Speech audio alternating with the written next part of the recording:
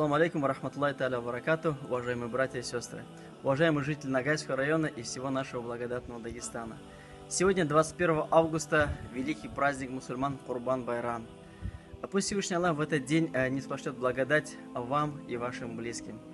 Именно в этот день закалывается жертвенное животное Курбан.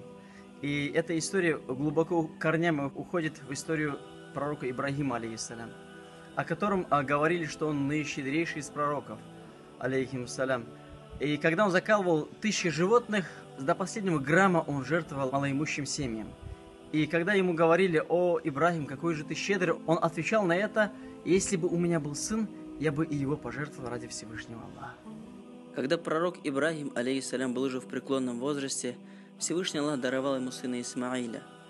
Когда тот немножко подрос, пророк Ибрагим, алейхиссалям, несколько ночей подряд во сне видел, как Всевышний Аллах ему повелевает принести в жертву сына, как тот и обещал когда-то. В один из дней пророк Ибрагим, алейхиссалям, взял сына Исмаиля и якобы вышли погулять.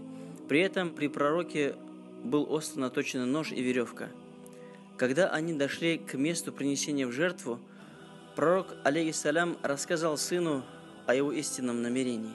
И тогда маленький Исмаиль, алейхиссалям, сказал: «О, отец, если Всевышний Аллах тебе повелел это, то ты найдешь меня покорным». И когда Исмаиль, алейхиссалям, лег, пророк Ибрагим, алейхиссалям, привязал ему руки и провел ножом по его шее. Но нож отказывался резать. И тогда маленький Исмаиль, повернувшись к отцу, говорит: «О, мой отец, поистине, возможно, мои завязанные руки и мой жалостливый взгляд мешает ножу сделать свое дело».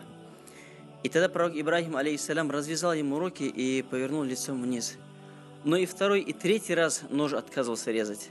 Тогда пророк Ибрагим, алейхиссалям, от злости бросил нож, который, наткнувшись на камень, рассек его пополам. И в это время пророк Ибрагим, алейхиссалям, увидел на небе сияние. Подняв голову, он заметил, что это был ангел Джабраиль, алейхиссалям, с огромным бараном. И тогда Джабраиль, алейхиссалям, обратившись к пророку, сказал: «Поистине Аллах испытывал твою покорность, и ты прошел это испытание. Вместо курбана своего сына, вместо жертвы сына, поистине Аллах тебе отправляет этого барана. Принеси его в жертву». И каждый раз, уважаемые братья и сестры, когда мы закалываем жертвенное животное на праздник Курбан-Байрам, мы с вами должны помнить, что мы повторяем то историческое событие пророка Ибрагима, алейхиссалям, пророка Исмаиля, алейхиссалям. И пусть Всевышний Аллах примет ваш курбан и сделает его спасительным звеном в цепи наших деяний.